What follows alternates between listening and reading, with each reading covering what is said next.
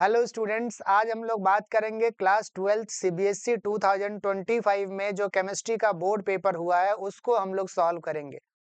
Paper moderate ही आप कह सकते हो। अगर आपने पूरे थ्रू आउट द ईयर अच्छे से पढ़ाई करी है तो ये पेपर आपके लिए आसान होगा। एक दो सवाल थे जो थोड़े से अच्छे माने जा सकते हैं, वो भी इतने अच्छे नहीं थे लेकिन फिर भी ठीक ठाक कहे जा सकते हैं। तो पेपर बहुत बढ़िया था और पेपर ऐसा ही होना चाहिए, ना बहुत ज्यादा कठिन बनाना चाहिए। जो बच्चा पूरे साल पढ़ाई करता है उससे सॉल्व हो जाए, ये पेपर होना चाहिए और पेपर इस लेवल का था। तो अच्छा पेपर था। आई होप आपका भी पेपर अच्छा ही हुआ होगा। तो आइए स्टार्ट करते हैं सॉल्यूशन। और क्वेश्चन नंबर 1 क्या कह रहा है बच्चों? क्वेश्चन नंबर 1 कह रहा है the charge required for the reaction of 1 mole MnO4 - 2 MnO2 is. देखो, 1 मोल तुम्हारा क्या है? 1 मोल MnO4 माइनस है और MnO4 माइनस किस में बदल रहा है बच्चों? MnO2 में। अब अगर यहाँ पे चार्ज देखो, इस मैंगनीज पे अगर चार्ज देखो तो ये कितना है? +7 में है। और यहाँ पे चार्ज अगर देखो तो ये +4 में है। चार्ज आप कैलकुलेट कर सकते हैं x मान के। मैं बता देता हूँ कैसे कैलकुलेट करते हैं। अगर आपको चार्ज कैलकुलेट करना है तो जैसे MnO4 माइनस है तो इस पे Mn पे चार्ज कैलकुलेट करना है तो x मान लिया। ऑक्सीजन पे -2 होता है, 4 ऑक्सीजन है और टोटल -1 है। x - 8 = -1, तो x कितना हो गया? -1 + 8, ये आ गया +7। तो यहाँ पे जो Mn है वो +7 में है। यहाँ पे इसी तरीके से अगर आप फाइंड आउट करेंगे तो +4 आ जाएगा। x - 4 = 0, तो +4। तो बच्चों अगर हम यहाँ पे समझे +7 से +4 में कितने इलेक्ट्रॉन का ट्रांसफर हो रहा है? 3 इलेक्ट्रॉन का। और ये क्योंकि 1 मोल दिया है तो 1 मोल से number of mole of transfer electron, कितने मोल ऑफ इलेक्ट्रॉन का ट्रांसफर हो रहा है? ये हो रहा है 3 मोल इलेक्ट्रॉन का। जब 1 मोल से 1 मोल से 3 इलेक्ट्रॉन का ट्रांसफर हो रहा है। 1 से 3 है, एक मॉलिक्यूल से 1 मोल से 3 मोल इलेक्ट्रॉन का ट्रांसफर होगा। तो यहाँ से अगर चार्ज हम निकाले तो चार्ज होता है N × F और N कितना है? 3 मोल है तो 3 और फेराडे। तो यहाँ पे चार्ज क्या हो गया बच्चों? 3F। तो कौन सा आंसर हो गया? Answer option number B correct है। 3F चार्ज का ट्रांसफर इसमें होगा। आइए अब सेकंड पार्ट पे चलते हैं, सेकंड क्वेश्चन पे चलते हैं। Question number 2, which among the following is a false statement. 4 statement दिया, इसमें कौन सा गलत है? तो गलत स्टेटमेंट हमें बताना है। आइए देखते हैं। पहला है rate of zero order reaction is independent of initial concentration of reactant. Zero order reaction का रेट इंडिपेंडेंट होता है। कैसे? देखो, R = K कॉन्सेंट्रेशन की पावर N, ये होता है रेट लॉ एक्सप्रेशन। अगर N 0 है तो R क्या हो जाएगा? Zero order. N यहाँ पे ऑर्डर है। K कॉन्सेंट्रेशन की पावर 0, तो R = K और किसी भी चीज की पावर 0 1, तो R K के बराबर हो गया और ये कॉन्सेंट्रेशन पे डिपेंड नहीं कर रहा है। तो पहला स्टेटमेंट सही है। हमसे गलत स्टेटमेंट, फॉल्स स्टेटमेंट पूछा है। बी कह रहा half life of a zero order reaction. Zero order reaction के लिए हाफ लाइफ जो होता है वो कितना होता है? वो होता है A0 अपॉन, मतलब initial concentration upon 2K, A0/2K। तो ये inversely proportional of rate constant है। मतलब जीरो ऑर्डर के लिए जो हाफ लाइफ टाइम है वो इनवर्सली प्रोपोर्शनल ऑफ K होता है। ये सही स्टेटमेंट है। तीसरा बोल रहा है मॉलिक्युलरिटी ऑफ अ रिएक्शन में बी जीरो। मॉलिक्युलरिटी रिएक्शन, किसी भी रिएक्शन की मॉलिक्युलरिटी कभी भी जीरो नहीं होगी, क्योंकि उसमें रिएक्टेंट तो जरूर होगा, एक दो मॉलिक्यूल या जितने भी मॉलिक्यूल, कम से कम एक मॉलिक्यूल तो होगा ही होगा। तो कभी भी किसी रिएक्शन की मॉलिक्युलरिटी जीरो नहीं होगी। ऑर्डर जीरो हो सकता है लेकिन मॉलिक्युलरिटी नहीं। For a first order reaction half life is 0.693 upon K, ये तो होता ही है। तो ये सही है। तो कौन सा ऑप्शन हो गया? सी। सी ऑप्शन फॉल्स है और फॉल्स स्टेटमेंट हमसे पूछा है, तो इसका आंसर हो गया सी। आइए अगले सवाल पे चलते हैं। नेक्स्ट क्वेश्चन क्या कर रहा है, the number of molecules that react with each other in an elementary reaction is a measure of number of. ये तो डेफिनेशन है मॉलिक्युलरिटी का कि किसी भी एलिमेंट्री मतलब एक स्टेप का जो रिएक्शन है उसमें जितने नंबर ऑफ मॉलिक्यूल रिएक्ट करते हैं वो उस रिएक्शन की मॉलिक्युलरिटी कहलाती है। तो यहाँ पे क्या आंसर होगा, molecularity of reaction option C correct है। ये मॉलिक्युलरिटी का डायरेक्टली डेफिनेशन ही आपसे पूछा गया है, तो सी ऑप्शन करेक्ट है। आइए नेक्स्ट सवाल पे चलते हैं। The element having argon 3d10 4s1 electronic configuration, ये कॉपर का कॉन्फ़िगरेशन है, तो डायरेक्टली कॉन्फ़िगरेशन पूछा गया है, क्या आंसर हो गया, कॉपर हो गया। कॉपर का एटॉमिक नंबर कितना होता है 29, आर्गन कितना हो गया 18 प्लस 10 प्लस 1 कितना हो गया 29। तो ये आपका कॉपर का कॉन्फ़िगरेशन था। आइए अगले सवाल पे चलते हैं। नेक्स्ट सवाल क्या है, the complex CONH3 whole 5 NO2 2+ and this complex are called, कौन सा आइसोमेरिज्म है, यहाँ कनेक्टिविटी नाइट्रोजन और कोबाल्ट के बीच में और यहाँ कनेक्टिविटी कोबाल्ट एंड ऑक्सीजन के बीच में, तो कौन सा आइसोमेरिज्म हो जाएगा प्यारे बच्चों, लिंकेज आइसोमेरिज्म। कौन सा, लिंकेज। जहां भी लिगेंड में जैसे एक कंपाउंड में लिगेंड CN दूसरे में NC लिंकेज, एक में NO2 दूसरे में ONO लिंकेज, क्योंकि कनेक्टिविटी बदल रहा है तो इसी को क्या बोलेंगे, लिंकेज। आइए अगले सवाल पे चलते हैं। नेक्स्ट क्या कह रहा है, द डायामैग्नेटिक स्पीसीज, डायामैग्नेटिक जिसमें सभी इलेक्ट्रॉन क्या हो, पेयर्ड हो। अब अगर हम बात करें बच्चों, यहाँ पे जो ऑप्शन हमें दिया गया है, ऑप्शन क्या है, पहला तो है तुम्हारा NiCl4। देखो पेयरिंग हमेशा स्ट्रॉन्ग लिगेंड में होती है, वीक लिगेंड में पेयरिंग तो होगी नहीं। तो यहाँ पे स्ट्रॉन्ग लिगेंड कौन से होता है, जिसमें डोनर एटम क्या हो, कार्बन नाइट्रोजन और फॉस्फोरस। तो जो हैलोजन वाला ऑप्शन है वो तो ऐसे ही गलत हो गया, मतलब ये दोनों ऑप्शन तो नहीं होंगे क्योंकि इसमें वीक लिगेंड है, पेयरिंग तो होगी नहीं। यहाँ दोनों में स्ट्रॉन्ग लिगेंड है तो पेयरिंग देख लेते हैं कि कहाँ पे पेयर्ड इलेक्ट्रॉन आ रहे हैं। तो पहले ऑप्शन में आते हैं। पहला ऑप्शन क्या कह रहा है, निकेल, और निकेल पे चार्ज क्या, अगर इसमें चार्ज तुम निकालो तो चार्ज कितना आएगा, देखो यहाँ पे x मान लो, x और -4 इक्वल टू -2, तो x क्या हो जाएगा -2 + 4 तो +2 कितना हो जाएगा बच्चों, ये हो जाएगा तुम्हारा, ये हो जाएगा +2, -2 + 4 तो ये आ गया +2, तो निकल +2 स्टेट में है। अब निकल का कॉन्फ़िगरेशन लिखो, देखो निकल का एटॉमिक नंबर कितना होता है बच्चों 28, तो ये कितना हो गया आर्गन 18 और इसके बाद 3d और 4s, तो 4s2 3d8। अब अगर यहाँ पे देखो तो 2 इलेक्ट्रॉन यहाँ से निकलेगा और 2 इलेक्ट्रॉन निकलने के बाद 2 इलेक्ट्रॉन यहाँ से निकाल दो, 2 इलेक्ट्रॉन क्योंकि +2 स्टेट में है 3d8 बचेगा। अब 3d8 बचा तो फिर से लिखते हैं आर्गन और 3d8, 3d8 ये 3d ऑर्बिटल है 1 2 3 4, यहाँ पे देखो 1 2 3 4 5 6 7 8, अब ये 3d8 है। अब इसकी पेयरिंग होगी तो पेयरिंग होने के बाद क्या आएगा, देखो यहाँ पे एक इलेक्ट्रॉन पेयर हो जाएगा, ये इधर आ जाएगा और एक d का खाली हो जाएगा, तो इसमें DsP2 स्क्वायर प्लेनर आ जाएगा, मतलब इसमें पेयर्ड हो रहा है। अब आयरन को चेक कर ले, मतलब इसमें पेयर्ड हो रहा है तो ये डायामैग्नेटिक होगा, क्योंकि जब ये पेयरिंग होगी तो कुछ ऐसा हो जाएगा आर्गन, और यहाँ पे देखो ये ऐसा आ जाएगा, एक पेयर, दो पेयर, ये 3 पेयर हो गया, 4 पेयर, एक 3d खाली होगा, इधर 4s और इधर 4p होगा, DsP2 हाइब्रिडाइजेशन हो जाएगा, स्क्वायर प्लेनर आ जाएगा। ज्योमेट्री, खैर हमसे वो ज्योमेट्री नहीं पूछा है, तो इसमें पेयर्ड हो रहा है डायामैग्नेटिक होगा। अब आयरन को चेक कर लेते हैं, आयरन यहाँ पे +3 स्टेट में है, आयरन का ऑक्सीडेशन स्टेट निकालो, कौन से ऑक्सीडेशन स्टेट में है, x मानो यहाँ पे x -6 इक्वल टू -3, तो x आ जाएगा -3 + 6 तो +3, आयरन +3 स्टेट में। अब आयरन का कॉन्फ़िगरेशन लिखो, आयरन का 26 होता है तो क्या हो जाएगा आर्गन, और आर्गन के बाद 3d 4s 4s2 3d6।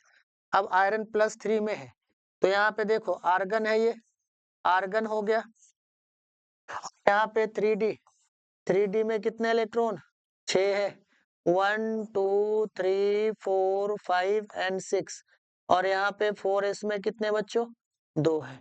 4s में कितने इलेक्ट्रॉन है? 2 है। इधर दिख नहीं रहा है तो थोड़ा सा इधर करके लिख देते हैं इसको। देखो यहाँ पे आर्गन है, आर्गन 18 और 3d, 3d में देखो 1 2 3 4 5 एंड 6 और यहाँ पे 4s में है 2। अब अगर ये आयरन का कॉन्फ़िगरेशन है, आयरन को अगर +3 में ले जाओगे तो क्या होगा? 2 इलेक्ट्रॉन तो यहाँ से जाएगा और 1 इलेक्ट्रॉन यहाँ से जाएगा, पेयर्ड वाला जाता है।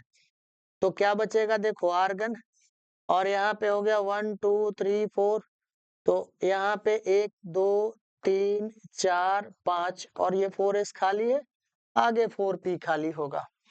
अब बच्चों देखो क्या है कि यहाँ पे पेयर कराओगे तो 1 पेयर, 2 पेयर और 1 अनपेयर्ड इलेक्ट्रॉन बच जाएगा। मतलब इसमें एक अनपेयर्ड इलेक्ट्रॉन आ रहा है, अनपेयर्ड इलेक्ट्रॉन आ रहा है तो ये कैसा होगा? पैरामैग्नेटिक। यहाँ पे कोई भी अनपेयर्ड इलेक्ट्रॉन नहीं है तो ये क्या होगा? डायामैग्नेटिक।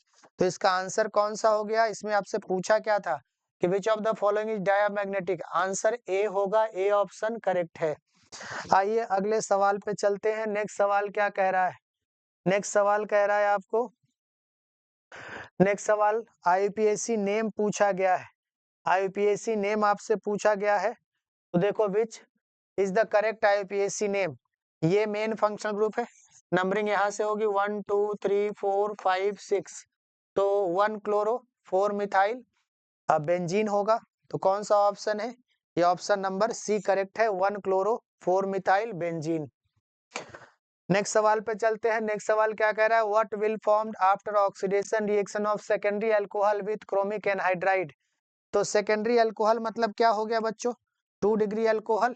जैसे जिस कार्बन पे OH लगा हो वो 2 नेबर कार्बन से अटैच हो तो उसको क्या बोलेंगे? 2 डिग्री अल्कोहल। और क्रोमिक ऑक्साइड एक ऑक्सीडाइजिंग एजेंट है। ये यहाँ से हाइड्रोजन और यहाँ से हाइड्रोजन निकाल दो, ये क्या बन जाएगा? कीटोन बन जाएगा। क्या बनेगा? प्राइमरी अल्कोहल से एल्डिहाइड बनता है, सेकेंडरी अल्कोहल से कीटोन बनता है। तो कौन सा ऑप्शन हो गया? Option number B, ketone answer है। आओ अगले सवाल पे चलते हैं। नेक्स्ट सवाल क्या कह रहा है? The conversion of phenol to salicylic acid can be accomplished by. देखो सैलिसिलिक एसिड जो है कोलबेज रिएक्शन से भी बनता है और रीमर टीमन रिएक्शन से भी बनता है। तो इसमें दोनों ऑप्शन होंगे, रीमर टीमन भी और कोलबेज भी। आपने जो भी टिक किया होगा दोनों में नंबर मिलेंगे, लेकिन अगर दोनों में एक बेस्ट सुटेबल अगर बोले तो कोलबेज। तो इसमें मैं दोनों आंसर मान रहा हूँ, ए और सी दोनों करेक्ट है, और अगर दोनों में केवल एक मानना हो तो कौन सा? कोलबेज। तो ये आंसर है, सैलिसिलिक एसिड दोनों में ही, रीमर टीमन में भी बनता है और कोलबेज में भी बनता है। लेकिन अगर दोनों में हमें अगर एक टिक करना हो तो हम कोलबेज को सेलेक्ट करेंगे, कोलबेज रिएक्शन इसमें आंसर होगा। आइए अगले सवाल पे चलते हैं। नेक्स्ट सवाल क्या कह रहा है? Which of the following are example of denaturation of protein. तो denaturation of protein, coagulation of egg white, egg का कोएगुलेशन और कडलिंग ऑफ मिल्क, मतलब जो अंडे को बॉयल करते हैं उसमें जो लिक्विड वाला पार्ट होता है उसका सॉलिड में बदलना, ये प्रोटीन का डीनेचुरेशन प्रोसेस है।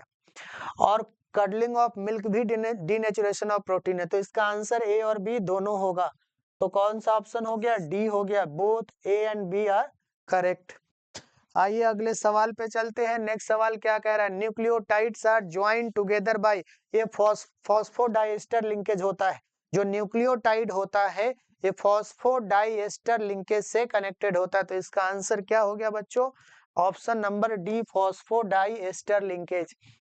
आइए अगले सवाल पे चलते हैं। नेक्स्ट सवाल क्या कह रहा है? Scurvy is cause due to deficiency of vitamin C, के डेफिशिएंसी से होता है। विटामिन सी में कौन सा एसिड होता है? Ascorbic acid. तो क्या आंसर हो गया? सी, स्कॉर्बिक एसिड। आइए अगले सवाल पे चलते हैं। नेक्स्ट सवाल क्या कह रहा है? असर्शन रीजन, ये 4 ऑप्शन तो आपको पता ही है, हर क्वेश्चन में होता है। सवाल पे आते हैं। पहला सवाल कह रहा है in a first order reaction, assertion है in a first order reaction if the concentration of reactant double the half life is also doubled. गलत है, क्योंकि जो फर्स्ट ऑर्डर रिएक्शन है इसके लिए जो हाफ लाइफ है कॉन्सेंट्रेशन पे डिपेंड ही नहीं करता है, ये तो 0.693/K होता है। तो ये असर्शन तो तुम्हारा क्या हो गया? फॉल्स हो गया। Reason, the half life of a reaction does not depend upon The half life of a reaction does not depend on initial concentration of the reactant if first order reaction। ये सही है कि first order reaction का जो half life है concentration पे depend नहीं करता। तो असर्शन फॉल्स, रीजन ट्रू। कौन सा ऑप्शन हो गया बच्चों? देखो assertion false and reason true, तो डी आंसर करेक्ट है इसका, assertion false and reason true. इसका आंसर जो होगा बच्चों करेक्ट ऑप्शन क्या होगा? डी होगा। इसका आंसर क्या होगा? डी होगा। इसमें क्या है बच्चों? असर्शन फॉल्स है, असर्शन फॉल्स है और रीजन जो है ये ट्रू है। आइए अब अगले सवाल पे चलते हैं। नेक्स्ट सवाल क्या कह रहा है? Copper can not liberate hydrogen on a reaction with dilute mineral acid. Copper जो है किसी भी मिनरल एसिड से, जैसे कॉपर है और HCl से रिएक्शन कराओ तो कॉपर यहाँ पे हाइड्रोजन को, ये डाइल्यूट अगर है तो हाइड्रोजन को डिस्प्लेस नहीं कर पाएगा, क्योंकि कॉपर क्या होता है? लेस रिएक्टिव होता है। और उसी को अगर इलेक्ट्रोड पोटेंशियल के टर्म में कहे तो कॉपर का, क्योंकि इलेक्ट्रोड कम रिएक्टिव होने का मतलब है कि उसका इलेक्ट्रोड पोटेंशियल पॉजिटिव होता है। तो ये इसका आंसर क्या हो जाएगा? Both assertion and reason are true and reason is correct explanation of assertion. A option correct होगा। तो इसका आंसर हो जाएगा बच्चों ए। इसका आंसर क्या हो जाएगा? ए हो जाएगा। इसका आंसर ए हो जाएगा। Both assertion and reason are true and reason is correct explanation of assertion. आइए अगले सवाल पे चलते हैं। नेक्स्ट सवाल क्या कह रहा है? असर्शन है aromatic primary amines can not be prepared by Gabriel phthalimide synthesis. देखो क्या है गैब्रियल थैलिमाइड सिंथेसिस में क्या होता है रिएक्शन, जरा एक बार समझ लेते हैं। गैब्रियल थैलिमाइड रिएक्शन में जैसे ये तुम्हारा रिएक्शन जो है कुछ ऐसा होता है बच्चों कि ये हमारा थैलिमाइड होता है और थैलिमाइड पे अगर हम KOH डालते हैं तो यहाँ से H और यहाँ से OH ये निकल जाता है और हमें एक सॉल्ट मिलता है। ये सॉल्ट क्या है? C डबल बॉन्ड O और यहाँ पे N माइनस और K प्लस। अब अगले स्टेप पे RX यहाँ पे आता है और ये जो है यहाँ से KX निकल जाएगा और क्या बन जाएगा? यहाँ पे ये बन जाएगा C डबल बॉन्ड O, ये यहाँ पे N और R और प्लस KX। अब क्या होगा बच्चों कि यहाँ पे वाटर 2 मॉलिक्यूल लेंगे, एक मॉलिक्यूल वाटर इधर, एक मॉलिक्यूल वाटर इधर। होगा क्या बच्चों? देखो यहाँ से जो है ये अलग होगा पूरा। तो जब ये रिएक्शन देख रहे हो आप ऐसा हो रहा है यहाँ पे, तो यहाँ से ये RNH2 हो गया, इधर वाला पार्ट जो है ये क्या हो गया? RNH2। तो ये प्राइमरी अमाइन बन गया और बाई प्रोडक्ट में यहाँ पे थैलिक एसिड बन गया। ये पूरा प्रोसेस यहाँ पे होता है। अब है क्या बच्चों कि यहाँ पे अगर R के जगह फिनाइल ले लोगे, ये ले लोगे, तो क्योंकि एराइल अमाइन बनाना है तो जो R यहाँ पे लोगे उसी का NH2 के साथ बॉन्ड बनेगा। अब आपको एराइल अमाइन बनाना है तो यहाँ पे फिनाइल ग्रुप लेना पड़ेगा और फिर ये फिनाइल ग्रुप में ये वाला जो बॉन्ड है बच्चों, ये वाला जो बॉन्ड है ये बॉन्ड जल्दी टूटता नहीं है, क्योंकि रेजोनेंस की वजह से यहाँ पार्शियल डबल बॉन्ड बन जाता है। तो अराइल अमाइन के केस में रिएक्शन पॉसिबल। अराइल अमाइन बनाने के लिए हम हेलोरिन लेना पड़ेगा और हेलोरिन में RX बॉन्ड टूटता नहीं, ACX बॉन्ड टूटता नहीं है, तो इसलिए अराइल अमाइन इस मेथड से नहीं बनाया जा सकता है। तो ये पहला जो है ये सही है। रीजन क्या बोला? Aryl halide do not undergo nucleophilic substitution reaction with the anion formed by phthalimide. ये भी बिल्कुल सही है कि जो एराइल हैलाइड है वो न्यूक्लियोफिलिक सब्स्टिट्यूशन रिएक्शन में नहीं जा सकता, क्योंकि वहां पार्शियल डबल बॉन्ड होता है। तो ये दोनों असर्शन और रीजन दोनों करेक्ट है और करेक्ट एक्सप्लेनेशन भी है। तो इसका भी आंसर प्यारे बच्चों क्या हो जाएगा? ए हो जाएगा। क्या हो जाएगा? A. Both assertion and reason are true and reason is correct explanation of assertion.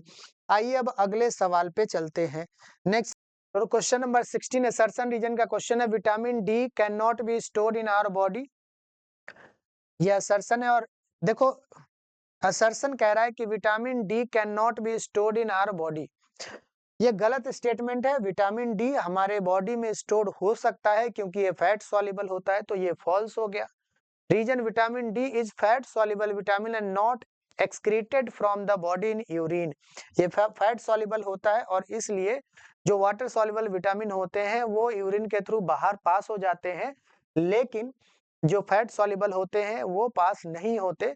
कारण ये है कि वो फैट सॉल्युबल है और फैट सॉल्युबल है तो वो यूरिन के थ्रू पास नहीं होंगे। तो इसमें असर्शन क्या है बच्चों, असर्शन तुम्हारा फॉल्स है और रीजन क्या है, ट्रू है। तो असर्शन फॉल्स और रीजन ट्रू कौन सा ऑप्शन हो जाएगा बच्चों, कौन सा असर्शन फॉल्स और रीजन ट्रू, इसका आंसर हो जाएगा डी, करेक्ट है डी, असर्शन फॉल्स है और रीजन क्या है, ट्रू है।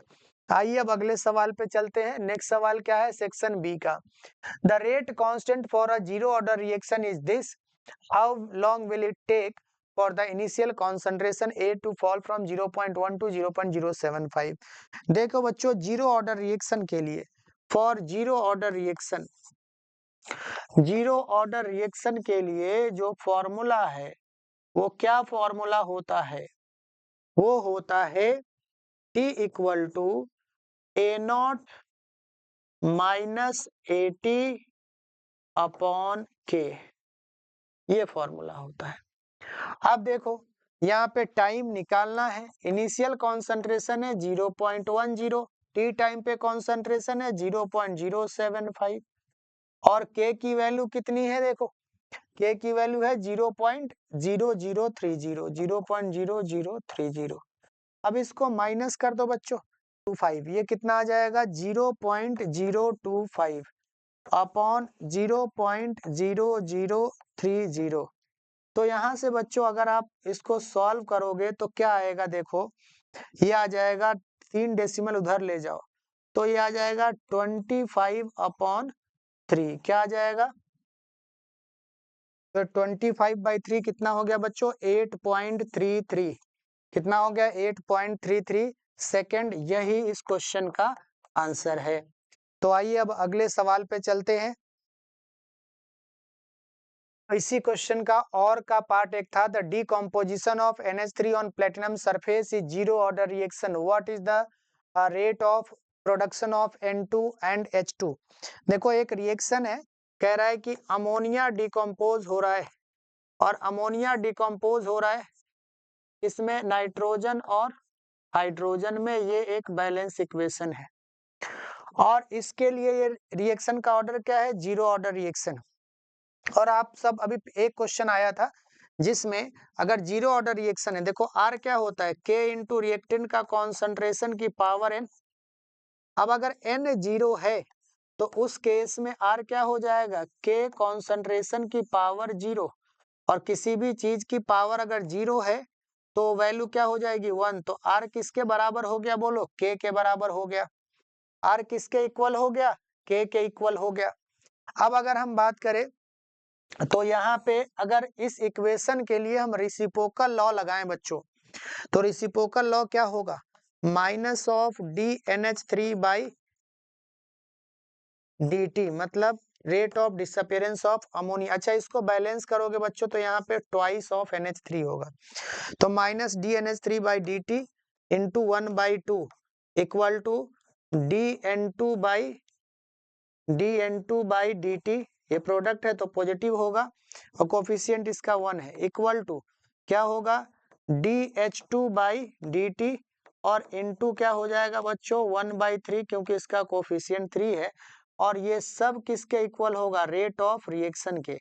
और रेट ऑफ रिएक्शन किसके इक्वल है, K के, और K की वैल्यू आपको पता है तो सिंपली बस कंपेयर कर लो। Rate of production of N2 पूछा है तो DN2 by DT, DN2 by DT किसके इक्वल हो जाएगा, K के इक्वल है देखो, और ये वैल्यू कितनी है 2.5 into 10⁻⁻⁴ unit mole litre inverse second inverse. तो एक आंसर तो ये हो गया। अब पूछा है rate of formation of H2, तो देखो ये रिलेशन लगा दो, DH2 by DT into 1/3 equal to K, और K कितना है बोलो 2.5 इंटू 10⁻⁻⁴। तो यहाँ से DH2 अपॉन DT ये कितनी आ गई बोलो 3, इसको क्रॉस मल्टीप्लाई कर दो तो 7.5 into 10⁻⁻⁴ mole litre inverse second inverse, ये सेकेंड आंसर है। तो ये दो आंसर है इस क्वेश्चन के। आइए अगले सवाल पे चलते हैं। Define the following term pseudo first order reaction. Pseudo first order reaction क्या होता है बच्चों? आंसर इसका पहले का आंसर होगा when one of the reactant is taken in excess, then reaction is called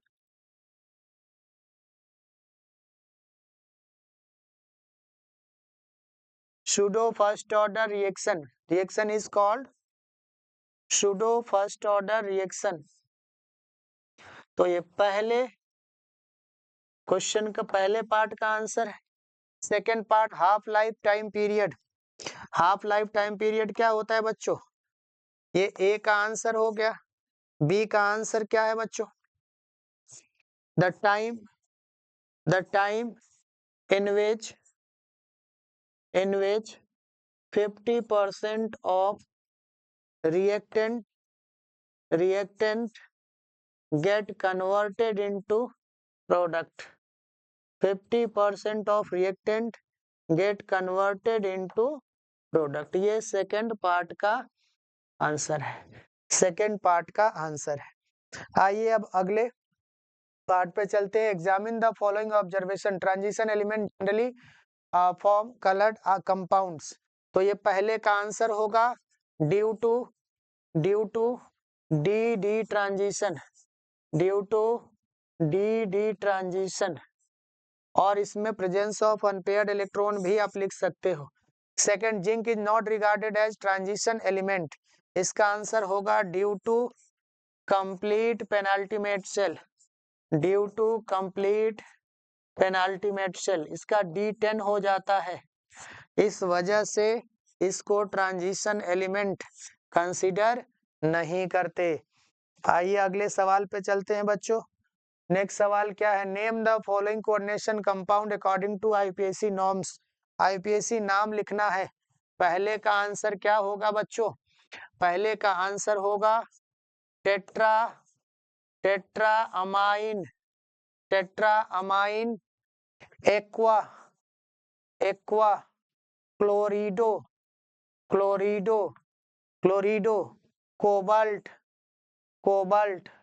cobalt 3 chloride. तो ये पहले का आंसर है tetra ammine aqua chlorido cobalt 3 chloride. Second क्या आंसर होगा? ये होगा डाई क्लोरिडो बिस इथाइलिन डाई अमाइन, या इसके जगह आप इथेन 1,2 डाई अमाइन भी लिख सकते हैं।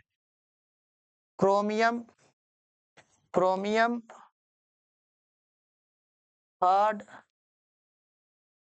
क्लोराइड। ये सेकंड का आंसर। तो ये क्वेश्चन नंबर 20 हो गया। आइए अगले सवाल पे चलते हैं 21 पे।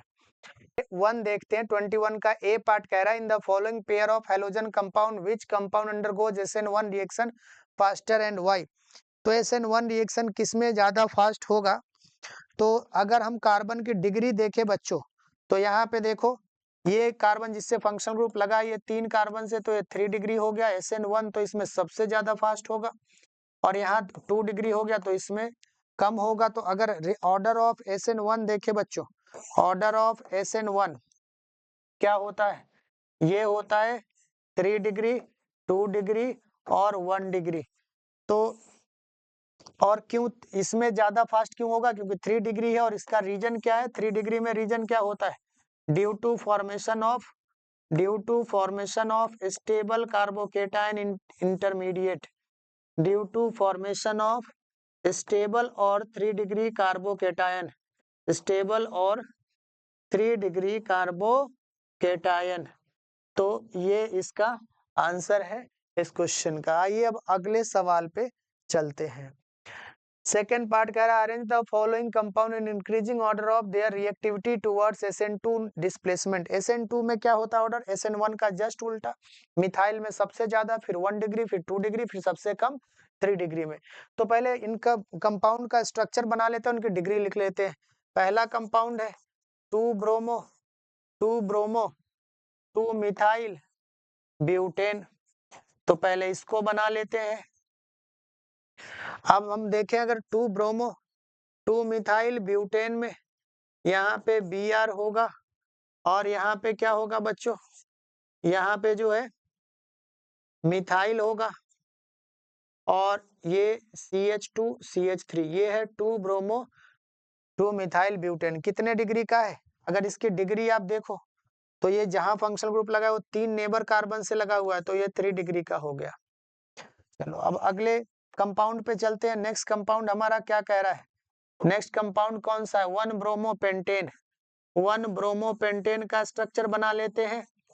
1 ब्रोमोपेंटेन क्या कह रहा है? देखो 1 ब्रोमोपेंटेन क्या होगा? CH3 CH2 CH2 CH2 CH2 Br। तो ये जिस कार्बन पे फंक्शन ग्रुप लगा हो तो एक ही नेबर कार्बन से अटैच्ड है, तो ये 1 डिग्री हो गया। अब आते हैं अगले कंपाउंड पे। नेक्स्ट कंपाउंड क्या है?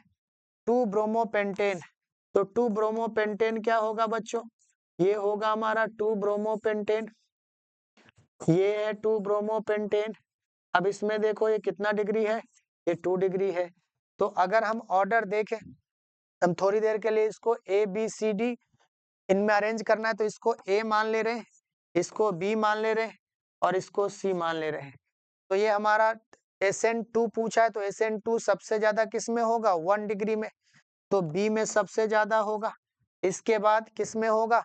2 डिग्री में, फिर C में होगा और फिर A में होगा। तो ये ऑर्डर है SN2 डिस्प्लेसमेंट का। आइए अगले सवाल पे चलते हैं।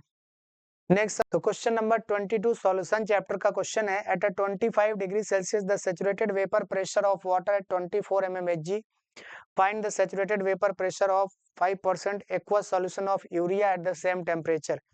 देखो क्या है कि पानी का वेपर प्रेशर 24 mmHg दे रखा है, तो पूछा है कि सॉल्यूशन का वेपर प्रेशर क्या होगा। तो relative lowering in vapour pressure लगाएंगे बच्चों, और यहाँ पे फॉर्मूला हमारा क्या लगेगा? P0A minus PS upon P0A equal to mole fraction of solute. बस ये फॉर्मूला लगेगा। P0A कितना दे रखा है? 24। PS निकालना है और XB, अब XB कितना है इधर निकाल लेते हैं बच्चों। XB निकाल लेते हैं। देखो XB क्या होता है बच्चों? Number of mole of B upon number of mole of A plus number of mole of B। और नंबर ऑफ मोल क्या होता है? Given mass upon molar mass. अगर दिया है 5% यूरिया सॉल्यूशन, तो इसका क्या मतलब हुआ? इसका मतलब हुआ 5 ग्राम यूरिया है 100 ग्राम सॉल्यूशन में। 100 ग्राम क्या है? सॉल्यूशन। तो 5 ग्राम तो सॉल्यूट हो गया। पानी का मास कितना होगा? Mass of solvent. सॉल्यूट तो 5 ग्राम हो गया, सॉल्वेंट का मास कितना होगा? सॉल्यूशन माइनस सॉल्यूट, ये 95 ग्राम आएगा। तो अब यहाँ पे लिखते हैं सॉल्यूट का 5 गिवन मोल है, मोलर मास सॉल्यूट का 60 यूरिया का, और अपॉन यहाँ पे हो जाएगा 5/60, और वाटर का मास 95 है और वाटर का मोलर मास 18 है। ये XB आ जाएगा। अब इसको सॉल्व कर लेते हैं बच्चों, कितना आएगा? तो 5/60, एक बार इसको सॉल्व करते हैं बच्चों, कितना आ रहा है?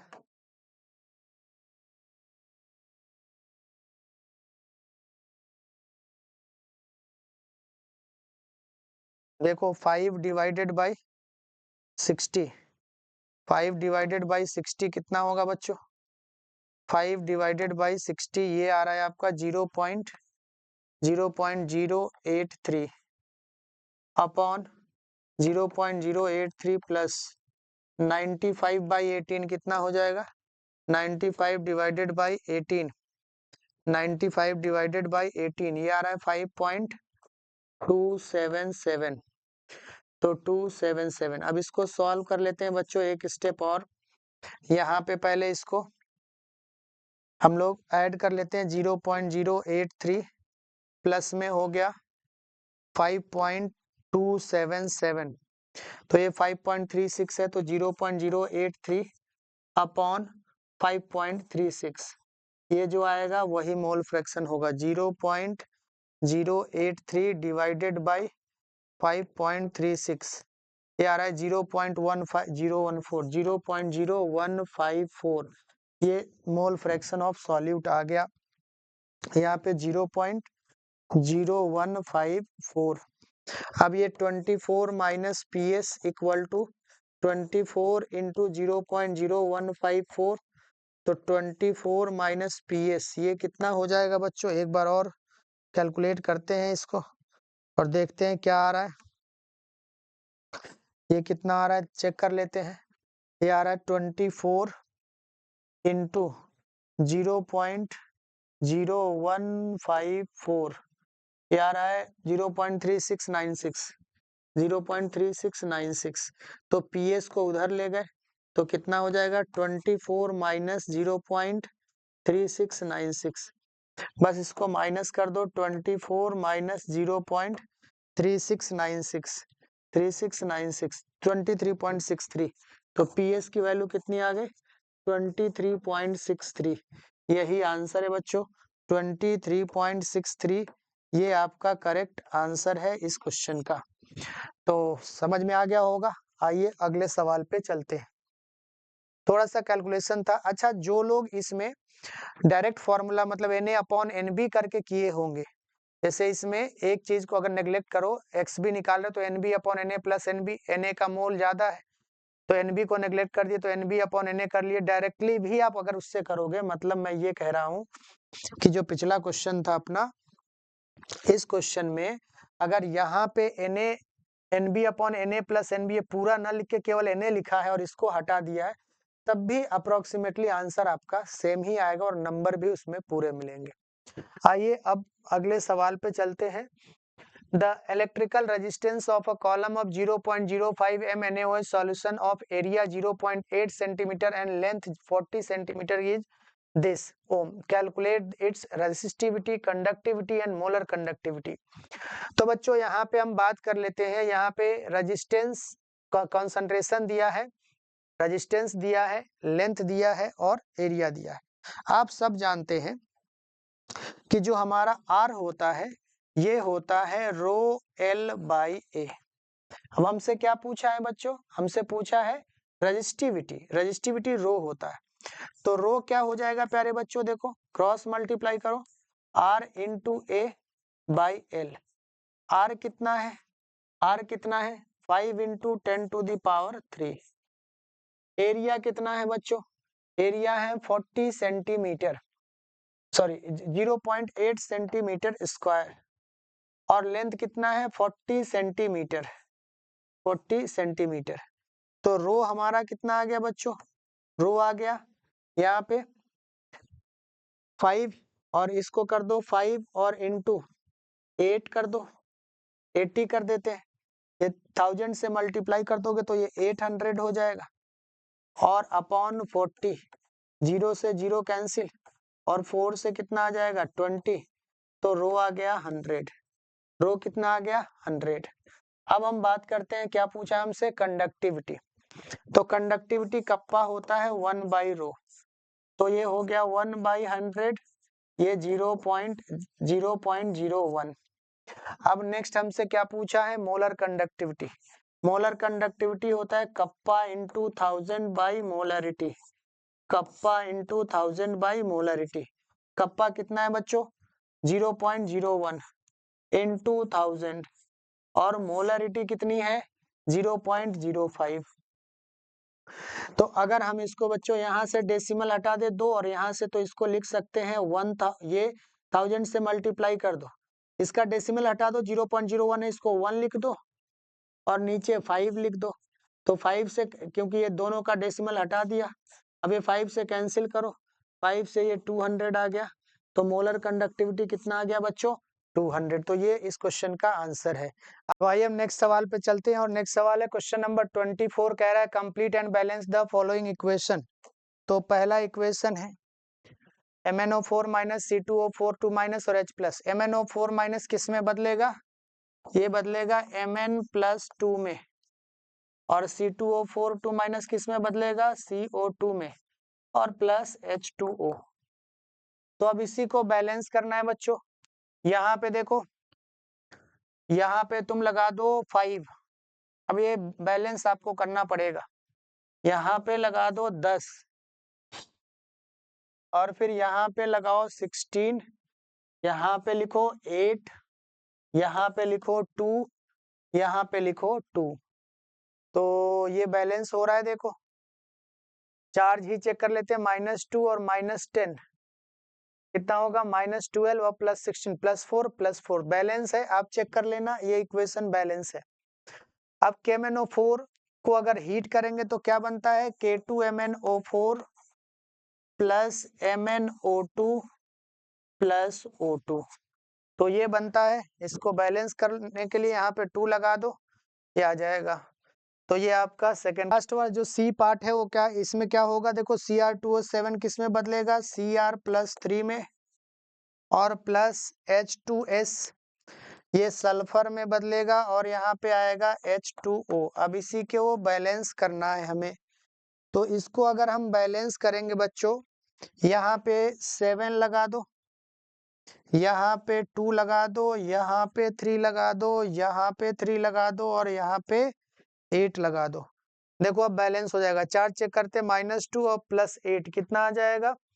+6 और +6। तो ये बैलेंस है। तो ये इस क्वेश्चन का आंसर है।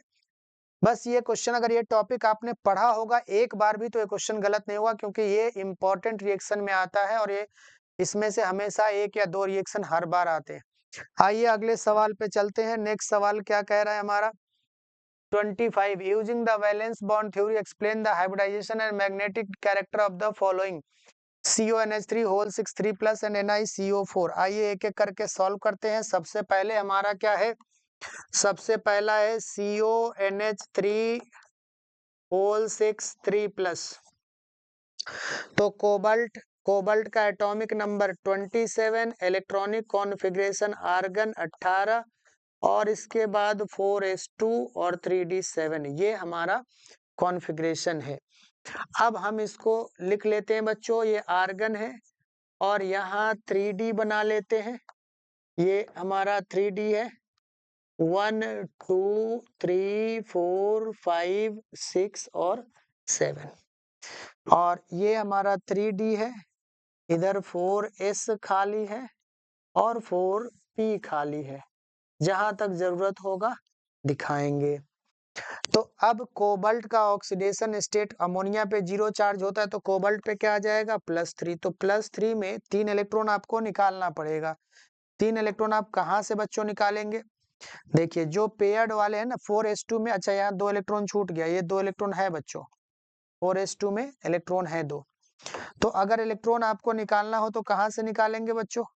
यहाँ से 2 इलेक्ट्रॉन निकालेंगे, और 1 इलेक्ट्रॉन यहाँ से निकलेगा। तो ये 3 इलेक्ट्रॉन निकलने के बाद क्या हो जाएगा? सिचुएशन कुछ ऐसा देखो, आर्गन, और यहाँ पे 1 2 3 4 1 2 3 4 5, एक अभी यहाँ पे बचा है, और ये 4s है, और 4s से निकल चुका है इलेक्ट्रॉन, 4s से इलेक्ट्रॉन जा चुका है, और यहाँ पे 4p खाली है। अब बच्चों क्या होगा कि यहाँ से जो है, यहाँ से ध्यान से समझना, अमोनिया एक स्ट्रॉन्ग लिगेंड है, तो पेयरिंग कराएगा। तो पेयरिंग में क्या होगा बच्चों? देखो ये इलेक्ट्रॉन एक पेयर बनेगा, और ये एक पेयर बनेगा। तो क्या आ जाएगा? ये कुछ ऐसा आ जाएगा जो CO+3 आफ्टर पेयरिंग क्या हो जाएगा बच्चों? आर्गन। और आर्गन के बाद ये जो 3d है, इसमें क्या होगा? देखो ध्यान से, 3d में क्या होगा? एक पेयर पहले से था, 2 पेयर और बन जाएंगे। तो इलेक्ट्रॉन भर रहे हैं, देखो ध्यान से, एक पेयर पहले से था, 2 पेयर और बनेंगे, और 2 ऑर्बिटल क्या हो गया? 2 ऑर्बिटल हो गया खाली। ये 3d है, यहाँ 4s खाली है, और यहाँ 4p खाली है। अब देखो हाइब्रिडाइजेशन क्या हो जाएगा, हाइब्रिडाइजेशन 2d का 1s का और 3p का मिल गया, क्योंकि लिगेंड कितने हैं 6, तो D2sp3 ये हाइब्रिडाइजेशन हो गया। और ज्योमेट्री क्या हो गया, ऑक्टाहेड्रल या स्क्वायर बाई पिरामिडल, ऑक्टाहेड्रल। और यही पूछा है आपसे, explain the hybridisation magnetic character. Magnetic कोई भी अनपेयर्ड इलेक्ट्रॉन नहीं है तो कैसा होगा ये, डायामैग्नेटिक। कैसा होगा, डायामैग्नेटिक। तो डायामैग्नेटिक और हाइब्रिडाइजेशन क्या हो गया, D2sp3। अब आते हैं NiCO4 को समझते हैं। NiCO4 क्या है, स्पेस नहीं है इधर, इधर ही लिखते हैं NiCO4, इसको रफ करते हैं बच्चों और फिर NiCO4 को समझते हैं। NiCO4 क्या है देख लेते हैं एक बार। NiCO4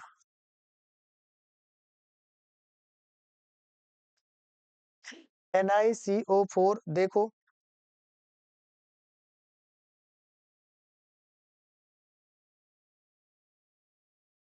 निकल का एटॉमिक नंबर कितना है बच्चों, 28। इलेक्ट्रॉनिक कॉन्फ़िगरेशन क्या होगा, आर्गन, ये 3d हो गया, ये 4s हो गया और ये 4p हो गया। अब 3d में क्या है बच्चों, 8 इलेक्ट्रॉन है और 4s में कितना है, 2 है। 4p तो खाली है, 1 2 यहाँ पे 3 4 5 6 7 8, ये है निकल का कॉन्फ़िगरेशन। अच्छा निकल पे चार्ज क्या होगा, क्योंकि CO न्यूट्रल लिगेंड है तो इस पे 0 चार्ज होगा। तो 0 चार्ज है मतलब कोई इलेक्ट्रॉन निकल नहीं रहा है। अब इसमें क्या होगा, क्योंकि CO हमारा क्या है, स्ट्रॉन्ग लिगेंड है, तो यहाँ पे पेयरिंग होगी। अब पेयरिंग होगी तो कैसे होगा, देखो पेयरिंग में क्या होगा, ये इलेक्ट्रॉन पेयर हो जाएगा और जब ये पेयर होगा बच्चों तो क्या आ जाएगा, देखो यहाँ पे ये पेयर हो गया, ये पेयर पहले से था, ये पेयर हो गया और ये जब पेयर हो गया यहाँ पे देखो तो एक पेयर आ गया और ये एक खाली होगा तो ये वाला पेयर भी वापस इसमें आ जाएगा। जो ये 4s में जो पेयर देख रहे हो आप, ये यहाँ पे आ जाएगा और फिर ये 4s तुम्हारा क्या हो जाएगा, खाली। 4s क्या हो जाएगा, खाली, क्योंकि 4s का इलेक्ट्रॉन ये खाली होने की वजह से पीछे आ गया। अब हाइब्रिडाइजेशन क्या हो गया बच्चों, हाइब्रिडाइजेशन हो गया sp3, क्या हो गया, sp3 और टेट्राहेड्रल हो जाएगा ये। तो sp3 कोई भी अनपेयर्ड इलेक्ट्रॉन है नहीं है, तो इसका मैग्नेटिक बिहेवियर क्या होगा, ये भी डायामैग्नेटिक हो गया। तो कैसा हो गया, डायामैग्नेटिक। आइए अब अगले सवाल पे चलते हैं। नेक्स्ट क्वेश्चन क्या है, क्वेश्चन नंबर है 26। Define the following enantiomer and racemic mixture. Enantiomer क्या होता है बच्चों, इनांशियोमर, इनांशियोमर क्या होता है, the optically active compound, the optically active compound which form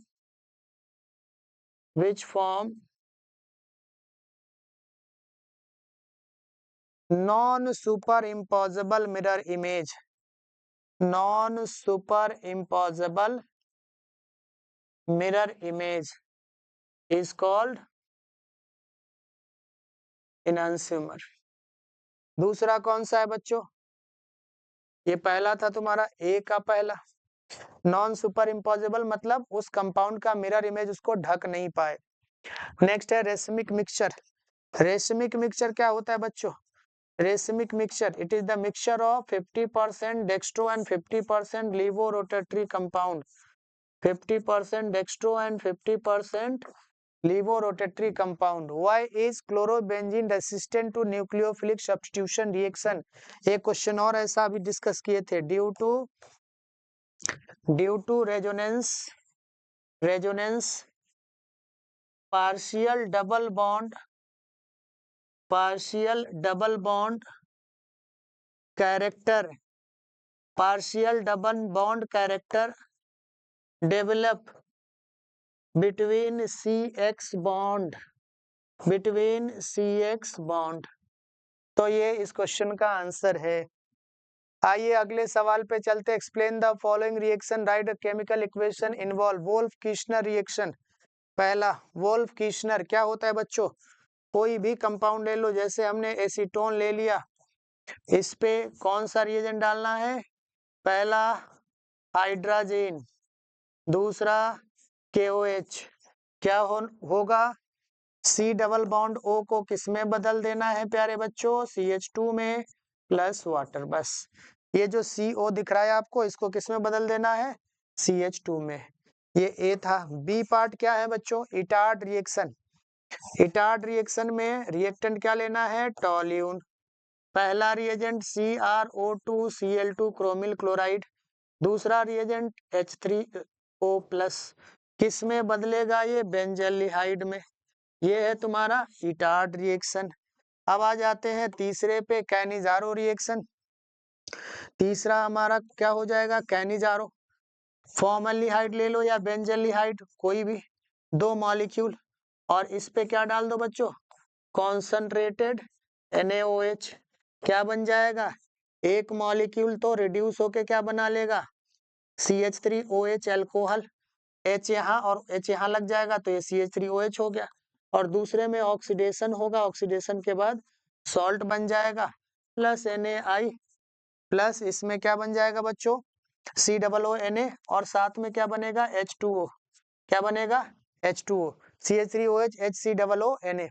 तो ये आपका तीनों रिएक्शन हो गया, कौन सा, वोल्फ किशनर, इटार्ड और कैनिजारो। आइए अगले सवाल पे चलते हैं। नेक्स्ट सवाल क्या कह रहा है, write the structure of A, B and C in the following sequence of reaction.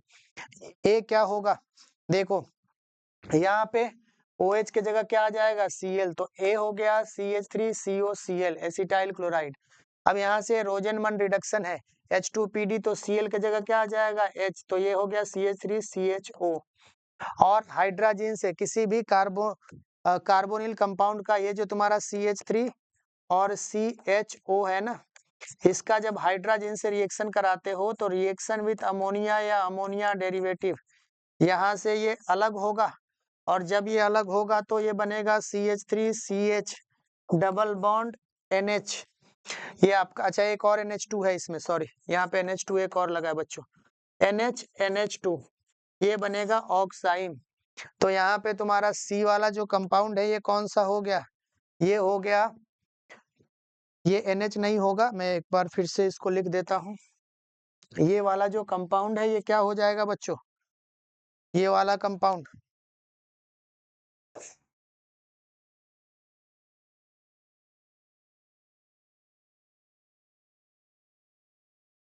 देखो इसमें कोई भी एल्डिहाइड या कीटोन है जैसे CH3CH, और इसका रिएक्शन अगर हाइड्रोजन से करा रहे हो या किसी भी अमोनिया डेरिवेटिव से, तो क्या होगा, यहाँ से H2O अलग हो जाएगा, और क्या बनेगा ये CH3CH डबल बॉन्ड NH2, ये ऑक्साइड बनेगा। तो तुम्हारा C क्या हो गया यहाँ पे, ये C हो गया CH3CH डबल बॉन्ड NH2, ये हो गया। अब आते हैं अगले क्वेश्चन पे, CH3CN डाई बाल H और H2O CN को CHO में बदलता है, तो ये तुम्हारा CH3CHO हो गया। डाइल्यूट NaOH, एल्डोल कंडेंसेशन, और एल्डोल कंडेंसेशन पता है आपको क्या होता है, ये CH3 है, ये CHO है, 2 मॉलिक्यूल लेते हैं और 2 मॉलिक्यूल में अल्फा हाइड्रोजन, जब इस पे डाइल्यूट NaOH डालते हैं बच्चों तो क्या होता है, ये वाला हाइड्रोजन यहाँ पे आ जाएगा, और क्या बनेगा CH3CHOH CH2CHO, और ये यहाँ पे B क्या हो गया तुम्हारा, B हो गया CH3CHOH CH2CHO, और जब इसको हीट करोगे तो यहाँ से OH और यहाँ से H निकलेगा और इसके बीच में बनेगा डबल बॉन्ड, तो ये CH3CH और यहाँ CHCHO, ये तुम्हारा हो गया C। तो यहाँ पे ये समझ में आपको आया होगा, इसको हीट करने पे यहाँ से OH जाएगा, यहाँ से H जाएगा और इनके बीच में डबल बॉन्ड बनेगा। तो ये सेकंड पार्ट था। बी पार्ट, आइए अगले सवाल पे चलते हैं। Define the following terms. Glycoside linkage, glycoside linkage क्या होता है बच्चों, ग्लाइकोसाइड लिंकेज क्या होता है, the linkage through which through which two carbohydrates associated दो कार्बोहाइड्रेट जिस बॉन्ड से एसोसिएटेड होते हैं उसको ग्लाइकोसाइड लिंकेज बोलते हैं। इनवर्ट शुगर क्या होता है बच्चों? The sugar, the hydrolysis of या सिंपली इसको ऐसे लिख सकते हैं बच्चों, the sweetener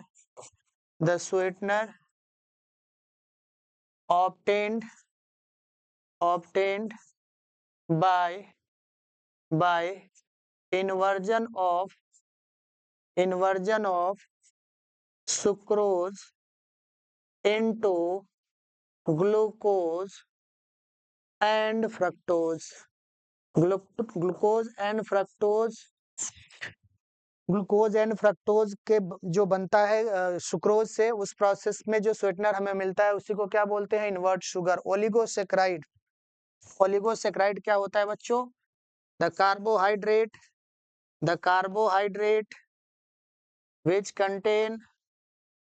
which contain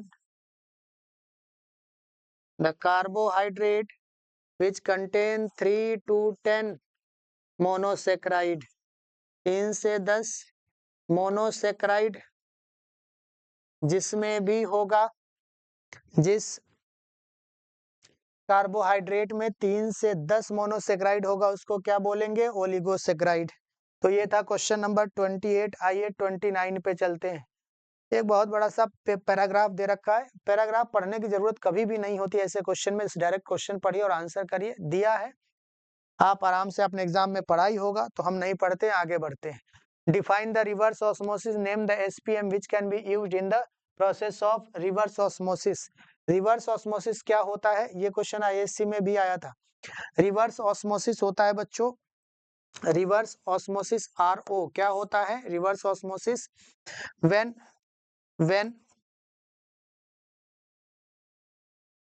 external applied pressure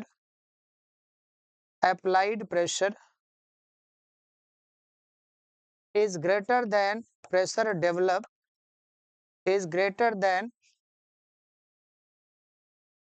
pressure of solution, then flow of solvent particle from high concentration to low concentration is called reverse osmosis,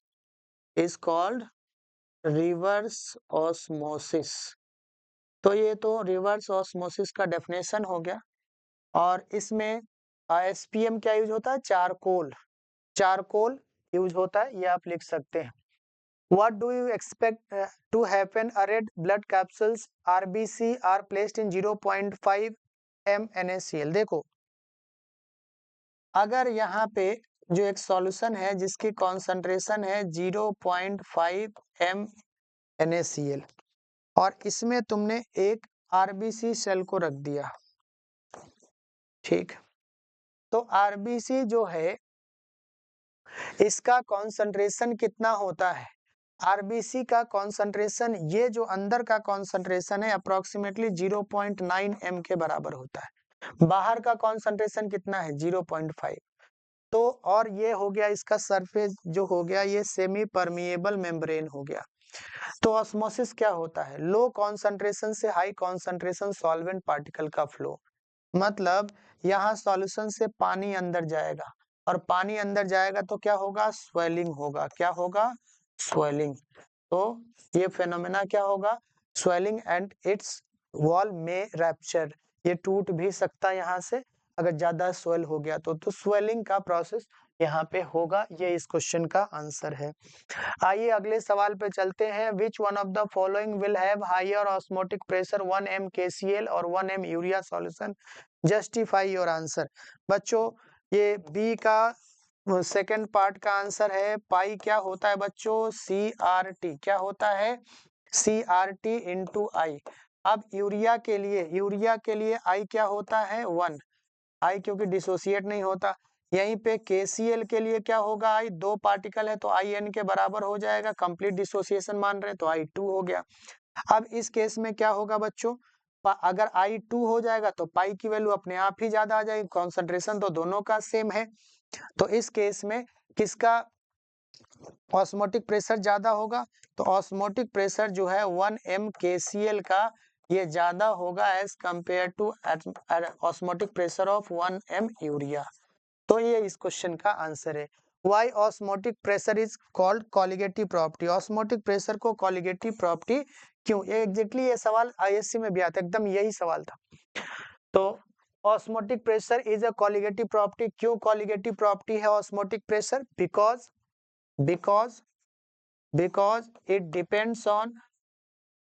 it depends on number of solute particles, solute के particle पे जो property depend करे उसी को colligative property कहते हैं। और osmotic pressure में नंबर ऑफ मोल तो होता ही है, नंबर ऑफ पार्टिकल पे डिपेंड करता है, इसलिए इसको हम कॉलिगेटिव प्रॉपर्टी कहेंगे। आइए अगले पार्ट पे चलते हैं। अमाइन से अब एक पैराग्राफ दिया है, ये पैराग्राफ कभी भी पढ़ने की जरूरत नहीं होती, डायरेक्टली क्वेश्चन का आंसर करना है। आप पढ़ लेना, आपने पढ़ा भी होगा एग्जाम में, तो हम इसको पढ़ नहीं रहे हैं। आइए चलते हैं क्वेश्चन पे। Arrange the following in increasing order of their basic character. इसमें पैराग्राफ में लिखा भी है, और अगर नहीं भी लिखा होता तब भी आपको पता है। इसका कौन सा इफेक्ट, हाइपर कॉन्जुगेशन। कौन सा बच्चों, हाइपर कॉन्जुगेशन। इसका कौन सा इफेक्ट है, हाइपर कॉन्जुगेशन। कौन सा है, hyper conjugation plus H effect. इसका कौन सा इफेक्ट है, -M इफेक्ट। इसका कोई भी इफेक्ट नहीं। तो अगर हम देखें बच्चों, यहाँ पे क्वेश्चन में जो है NO2 लिखा है, हम यहाँ पे मिस्टेक है, ये NH2 होना चाहिए, ये होना चाहिए NH2, ये मिस्टेक है। तो इनके बेसिक कैरेक्टर में अगर हम इसको A मानते हैं बच्चों, ये B मानते हैं, और ये क्वेश्चन बोनस होना चाहिए, नंबर मिलेगा, क्योंकि ये जो है कम से कम 2 पार्ट आपने सही किया, नंबर मिल जाएगा, क्योंकि ये गलत है, ये क्वेश्चन ही गलत है। तो अगर हम बात करें, इसको अरेंज करना है हमें बेसिक स्ट्रेंथ के ऑर्डर में, तो लोन पेयर यहाँ पे अगर ये NH2 है तो ये तो हालांकि NO2 ये गलत हो गया, लेकिन NH2 होना चाहिए। तो सबसे ज्यादा बेसिक ये होगा, फिर कौन होगा, फिर हमारा ये होगा, और ये NO2 क्या करता है, -M इफेक्ट होता है, तो इलेक्ट्रॉन देगा, इलेक्ट्रॉन की डेंसिटी को कम करेगा। तो अगर इसको हम A मान रहे, B मान रहे, C मान रहे, तो सबसे ज्यादा बेसिक कौन हुआ, C, फिर A, फिर B। लेकिन ये क्वेश्चन बोनस होगा, मैं आपको बता रहा हूँ, क्योंकि ये प्रिंटिंग मिस्टेक है क्वेश्चन पेपर में। तो जिन्होंने भी अटेम्प्ट किया होगा नंबर मिलेंगे। ऐसे करेक्ट क्वेश्चन ये है कि NH2 होगा, और आंसर इसका ये है। आइए अगले सवाल पे चलते हैं। पार्ट है और सी का फर्स्ट है, arrange the following in increasing order of basic character in aqueous solution. देखो बच्चों, बेसिक कैरेक्टर गैसियस में 3 डिग्री, 2 डिग्री, 1 डिग्री होता है, और एक्वस मीडियम में मिथाइल के लिए अलग होता है और इथाइल के लिए अलग होता है। एक्वस मीडियम में अलग होता है और गैसियस मीडियम में अलग होता है। एक्वस मीडियम में अगर मिथाइल है तो क्या होगा, 2 डिग्री, 1 डिग्री, 3 डिग्री, और इथाइल है तो क्या होगा, इथाइल में होता है 2 डिग्री, 3 डिग्री, 1 डिग्री। तो यहाँ पे जो ऑर्डर आपका होगा मिथाइल के केस में वो ये होगा 2 डिग्री, 1 डिग्री, 3 डिग्री, और सबसे कम किसका, अमोनिया का। ये हमारा कौन सा है, 2 डिग्री कौन सा है, CH3 whole twice NH। 1 degree कौन सा है बच्चों, CH3NH2। और 3 डिग्री कौन सा है, CH3 होल थ्राइस N, और सबसे कम NH3 का। तो ये करेक्ट आंसर है इस क्वेश्चन का।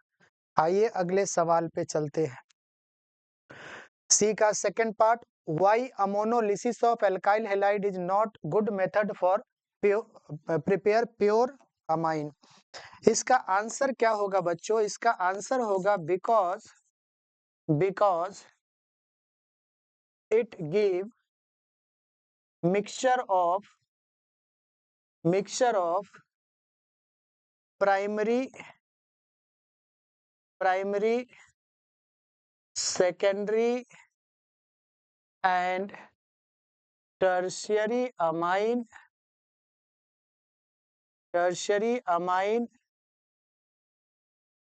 which is difficult to separate। ये प्राइमरी, सेकेंडरी और टर्शियरी अमाइन का मिक्सचर होता है जिसको सेपरेट करना मुश्किल होता है, इसलिए हम इससे जनरली जो है अमाइन नहीं बनाते हैं, क्योंकि इसमें एक के बजाय 3-3 अमाइन बनने लगते हैं। तो आइए अब अगले सवाल पे चलते हैं। अगला सवाल 31st question, give IPSC name. IPSC name इसका लिखो। ये प्रिंसिपल चेन हो गया, यहां से नंबरिंग हो गई, तो क्या हो गया बताओ? ब्यूट 2 इन अल, या 1 अल भी लिख सकते हो। ब्यूट इसी को ऐसे लिख सकते हैं, ब्यूट 2 इन 1 अल, दोनों ही सही है। आइए अब सेकंड पार्ट पे, एक केमिकल रिएक्शन बताना है जिससे प्रोपेनल और प्रोपेनन को डिस्टिंग्विश किया जा सके। तो देखो, अगर हम बात करें प्रोपेनन, ये हमारा है प्रोपेनन, ये क्या है बच्चों? प्रोपेनन।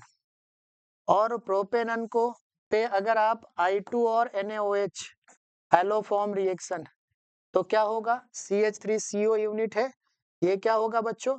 यहाँ से अलग होगा और क्या बना लेगा?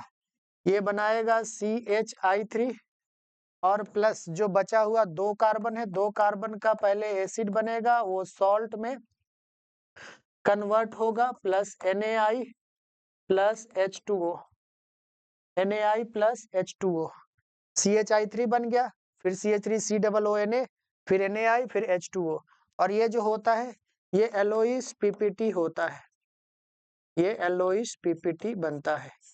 अब अगर हम प्रोपेनल की बात करें बच्चों, तो प्रोपेनल ये है हमारा, ये है प्रोपेनल।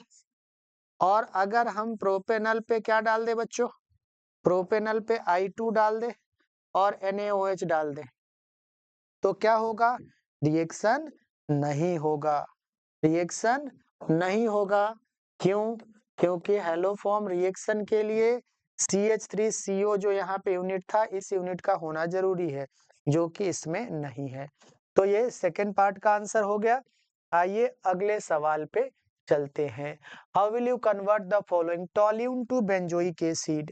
तो पहला है सी का पहला, टोल्यून से बेंजोइक एसिड बनाना है, बस इस पे आप एल्कलाइन KMnO4 डाल दीजिए, एल्कलाइन KMnO4, ये बदल देगा टोल्यून को बेंजोइक एसिड में। सेकंड है ethanol to propan two ol, तो इथेनॉल से बनाना है प्रोपेन टू ऑल। इथेनॉल हमारा ये है इथेनॉल, और इससे क्या बनाना है? Propane two all. क्या बनाना है बच्चों? Propane two all. कैसे बनेगा? सबसे पहले इस पे CrO3 डाल दो, ये CH3CHO में बदल जाएगा। अब इस पे क्या करना है? CH3MgBr पहला, CH3MgBr और दूसरा H3O प्लस, ये डाल दोगे तो ये इसी में बदल जाएगा, बाई प्रोडक्ट में MgBr और OH बन जाएगा। तो ये सेकंड हो गया। थर्ड है propanal to 2 hydroxy propanoic acid, कि प्रोपेनल से 2 हाइड्रोक्सी प्रोपेनोइक एसिड कैसे बनेगा? तो यहाँ पे स्पेस थोड़ा नहीं है, मैं इसको हटा देता हूँ और इसको फिर समझते हैं प्रोपेनल से 2 हाइड्रोक्सी प्रोपेनोइक एसिड कैसे बनेगा। तो देखो, प्रोपेनल हमारा ये है, प्रोपेनल क्या है बच्चों? CH3 CH2 CHO। अब अगर इस पे आप KMnO4 प्लस H2SO4 या कोई और ऑक्सीडाइजिंग एजेंट यूज करेंगे, तो ये बदल जाएगा प्रोपेनोइक एसिड में। अब इस पे अगर आप रेड फॉस्फोरस और Cl2 डालेंगे तो HVZ रिएक्शन होगा और यहाँ पे आ जाएगा Cl, और इस पे आप एक्वस KOH डालेंगे तो Cl के जगह क्या आ जाएगा, OH। तो यहाँ पे बन गया 2 हाइड्रोक्सी प्रोपेनोइक एसिड। तो थोड़ा सा ठीक क्वेश्चन इसको कह सकते हो आप कि डायरेक्टली 2 स्टेप से थोड़ा सा बढ़ गया है। तो ये आपका क्वेश्चन नंबर सी था कन्वर्जन का। आइए अगले सवाल पे चलते हैं, 31 का बी। और वाला पार्ट उसी का और है, complete each synthesis by giving missing starting material, reagent और प्रोडक्ट। कोई एक पार्ट मिसिंग है वो आपको बताना है। तो आइए पहले पे चलते हैं। देखिए ये अमोनिया डेरिवेटिव है और यहाँ पे कीटोन है। तो जब भी एल्डिहाइड कीटोन से अमोनिया डेरिवेटिव का रिएक्शन होता है तो इसमें जो यहाँ पे N के साथ जो हाइड्रोजन लगा है वो वाला हाइड्रोजन और ये ऑक्सीजन बाहर निकलता है। तो जो आपका प्रोडक्ट बनेगा बच्चों वो क्या बनेगा, यहाँ डबल बॉन्ड आ जाएगा और यहाँ पे N बच गया क्योंकि ये दोनों हाइड्रोजन जा चुका है और फिर क्या हो जाएगा OH, ये ऑक्साइन बन जाएगा। ये पहले का ओजोनोलिसिस प्रोडक्ट दिया है और आपको बताना है कि ये किससे बना होगा। तो ये 2 मॉलिक्यूल बन रहा है, तो जो बन रहा है 2 मॉलिक्यूल बस उसके C डबल बॉन्ड O को सामने सामने कर दो। ओजोनोलिसिस में यही रूल होता है। और इसको यहाँ से O को हटा दो और जो हाइड्रोकार्बन है उसको आपस में जोड़ दो। तो ये स्ट्रक्चर हो गया तुम्हारा किसका, रिएक्टेंट का, इसका। तो ये इसका आंसर है। आइए इसी के अगले पार्ट पे चलते हैं। नेक्स्ट क्या है बच्चों, नेक्स्ट है सी पार्ट। इसमें OH है कार्बोक्सिलिक एसिड। तो यहाँ पे क्या करना है बच्चों कि OH के जगह क्या लगा देना है, Cl। तो यहाँ पे जैसा कार्बोक्सिलिक एसिड में नॉर्मल रिएक्शन होता है बस वही रिएक्शन करना है यहाँ पे। यहाँ पे आपका ये O है, यहाँ Cl लग गया OH के जगह और इसको बोलते हैं थैलोइल क्लोराइड। अब हम आते हैं नेक्स्ट सवाल पे, NaCN और HCl ये मिलकर के क्या बनाएगा, HCN। क्या बनाएगा, HCN। और HCN जब एल्डिहाइड कीटोन से रिएक्ट करता है तो साइनोहाइड्रिन बनाता है। तो यहाँ पे सिंपली जो CHO था, ये CHO था, यहाँ पे क्या लग जाएगा, देखो ये C डबल बॉन्ड O था तो यहाँ OH लग जाएगा और यहाँ पे CN लग जाएगा साइनोहाइड्रिन और ये तुम्हारा C डबल OH। तो ये है। इसमें रिएजेंट पूछा है तो रिएजेंट होगा एनहाइड्रस AlCl3 और इसके साथ क्या होगा CH3COCl, फ्रीडल क्राफ्ट एसाइलेशन है, यहाँ से CH3CO बेंजीन के ऊपर लग जाएगा। तो ये क्वेश्चन था। आइए अगले सवाल पे चलते हैं। नेक्स्ट सवाल क्या कह रहा है प्यारे बच्चों, calculate the standard Gibbs free energy for the following reaction. तो इसमें गिब्स फ्री एनर्जी आपको बताना है और गिब्स फ्री एनर्जी का फॉर्मूला क्या होता है बच्चों, डेल्टा जी इक्वल टू क्या होता है, डेल्टा जी होता है minus standard Gibbs free energy मतलब डेल्टा जी नॉट, ये होता है minus NF E naught cell. तो अगर हम देखें बच्चों इसमें कितने इलेक्ट्रॉन का ट्रांसफर हो रहा है, जो हमारा गोल्ड है, गोल्ड 0 से +3 में जा रहा है तो इसमें 3 इलेक्ट्रॉन, ये +2 से 0 में 2 इलेक्ट्रॉन। तो इस इक्वेशन को अगर आप लिखोगे बच्चों तो क्या होगा, जहां जहां गोल्ड है वहां 3 से मल्टीप्लाई करो, जहां जहां कैल्शियम है वहां 3 से मल्टीप्लाई करो, जहां जहां गोल्ड है वहां 2 से मल्टीप्लाई करो। तो नेट इक्वेशन आ जाएगा तुम्हारा 2AU प्लस 2AU, यहाँ पे 2 से मल्टीप्लाई करें 2AU plus 3 plus calcium plus में 3 से मल्टीप्लाई करें तो 3Ca2 प्लस और प्रोडक्ट में क्या आ जाएगा AU प्लस 3, 2 से मल्टीप्लाई करो तो यहाँ पे अच्छा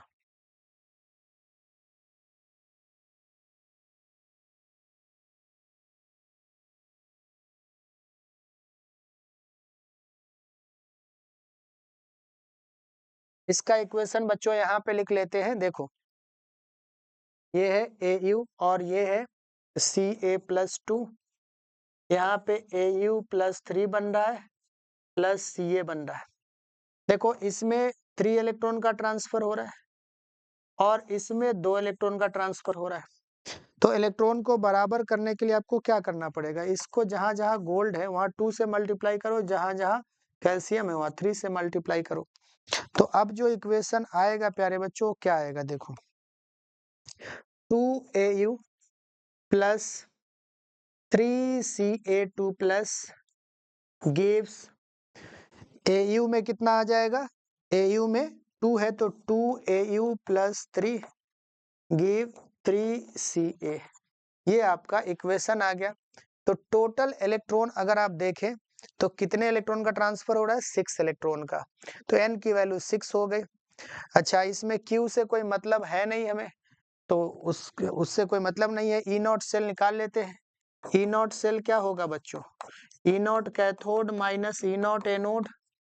कैथोड जिसका रिडक्शन हो, रिडक्शन किसका हो रहा है, कैल्शियम का।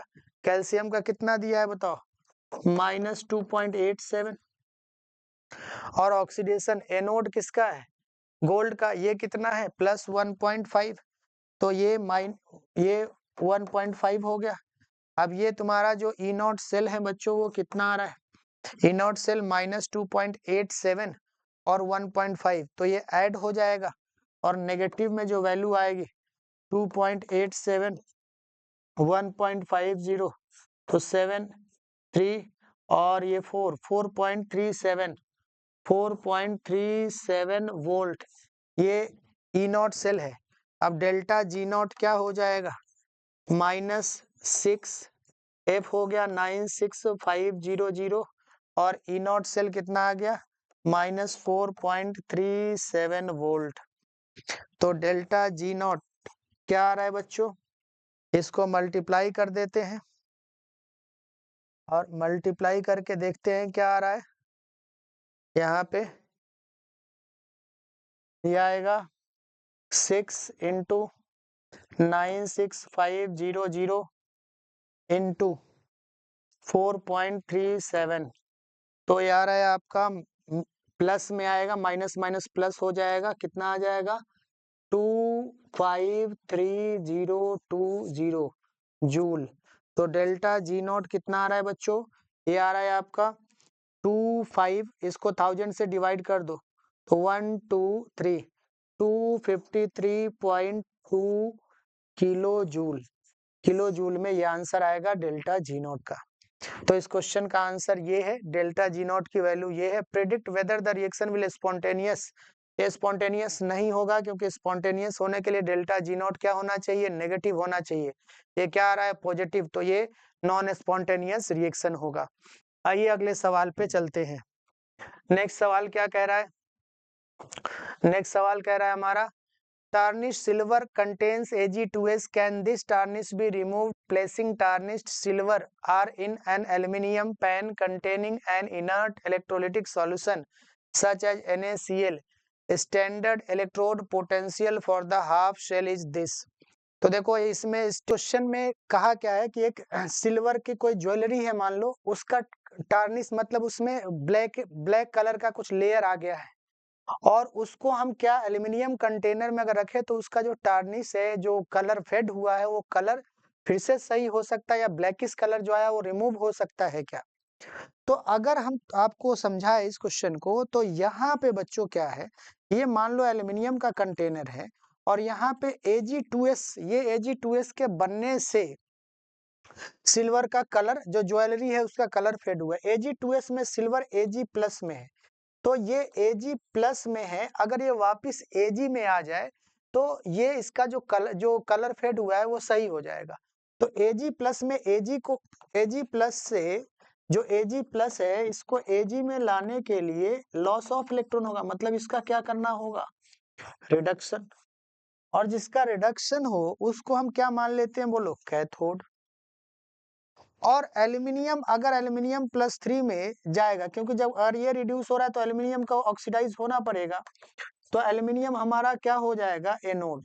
तो हम ये मान लेते हैं कि अगर ऐसा हुआ तो ये इमेजिनरी कंडीशन, अगर ऐसा हुआ तो ये हमारा कैथोड हो जाएगा और ये एनोड हो जाएगा, तभी इसका कलर जो टार्निशनेस है वो रिमूव होगा। तो इसके लिए हमें अगर ई सेल अगर हम निकाले बच्चों, तो ई सेल क्या होता है, E nought cathode minus E nought anode. अगर टार्निशनेस रिमूव होना है तो सिल्वर को कैथोड होना होगा और एल्यूमिनियम को एनोड होना होगा। तो सिल्वर का जो इलेक्ट्रोड पोटेंशियल है बच्चों वो है -0.71 और इसका कितना है -1.66। इसको जब माइनस करोगे तो ये पॉजिटिव वैल्यू आएगा 0.95 वोल्ट और पॉजिटिव ई नॉट सेल आ रहा है। इसका मतलब ये रिएक्शन फिजिबल है और फिजिबल है इसका मतलब एल्यूमिनियम के बर्तन में अगर टार्निश हुए किसी सिल्वर के ज्वेलरी को रखोगे तो उसका टार्निशनेस मतलब उसका जो ब्लैकिश कलर है वो रिमूव हो जाएगा। तो इसका आंसर होगा yes, it will remove and due to value of E nought cell positive. तो ये इसका आंसर है। आइए अगले सवाल पे चलते हैं। नेक्स्ट सवाल हमारा क्या कह रहा है बच्चों? नेक्स्ट सवाल कह रहा है define the following cell potential. Cell potential क्या होता है बच्चों? बस सिंपल सेल पोटेंशियल में आपको लिख देना है कि it represent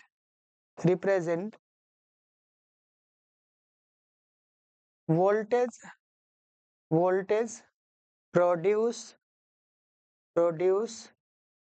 by redox reaction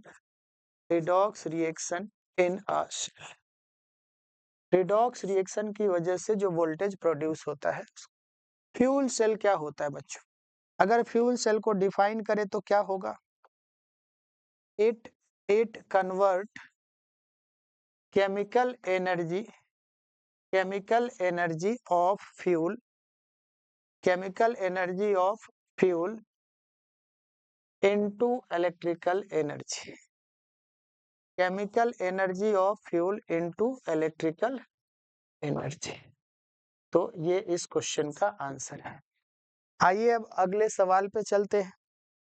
next सवाल क्या कह रहा है? Calculate the EMF of the following cell. अब बच्चों इसमें अगर आप देखो तो यहाँ पे 2 इलेक्ट्रॉन का ट्रांसफर हो रहा है, दोनों में +2 का चार्ज है, इसका मतलब मल्टीप्लाई तो किसी से होना नहीं है। नेट रिएक्शन अब देख लेते हैं। इसमें देखो 2 इलेक्ट्रॉन, इसमें भी 2 इलेक्ट्रॉन। तो इसका जो रिएक्शन है पहले लिख लेते हैं बच्चों। इसमें देखो क्या है, एनोड क्या है, जिंक Zn+2 में जा रहा है by the loss of 2 electron. Cadmium +2 जो है ये 2 इलेक्ट्रॉन लेकर के कैडमियम सॉलिड में बदल रहा है। जब नेट इक्वेशन लिखोगे तो 2 इलेक्ट्रॉन से 2 इलेक्ट्रॉन कैंसिल हो जाएगा, Zn सॉलिड होगा और कैडमियम आयन एक्वस होगा और इधर जिंक आयन में होगा और कैडमियम सॉलिड होगा। तो सॉलिड का तो लेते नहीं कॉन्सेंट्रेशन Q में, क्योंकि Q जरूरत होगी। अगर ये इसका Q लिखे तो क्या हो जाएगा बच्चों? Zn+2 का कॉन्सेंट्रेशन अपॉन Cd+2 का कॉन्सेंट्रेशन। Cd+2 इसको फिर से लिख देते हैं बच्चों। यहाँ पे क्या हो जाएगा? Cd+2 का कॉन्सेंट्रेशन। n की वैल्यू क्या होगी? Number of transfer electron 2। अब लिखते हैं नस्ट इक्वेशन बच्चों। नस्ट इक्वेशन क्या होता है? E cell equal to E naught cell -0.0591 upon n log Q। ये है नस्ट इक्वेशन। इसमें ई सेल की भी जरूरत हो, ई नॉट सेल की भी जरूरत होगी। ई नॉट सेल हमारा कैसे निकालेंगे बच्चों? E nought cathode minus E nought anode. क्या होगा? E nought cathode minus E nought anode. Cathode कौन सा है जिसका रिडक्शन हो रहा है? कैडमियम। और ये एनोड। तो कैडमियम कैथोड है और कैडमियम का जो सेल पोटेंशियल है -0.40 और एनोड है हमारा जिंक, तो -0.76।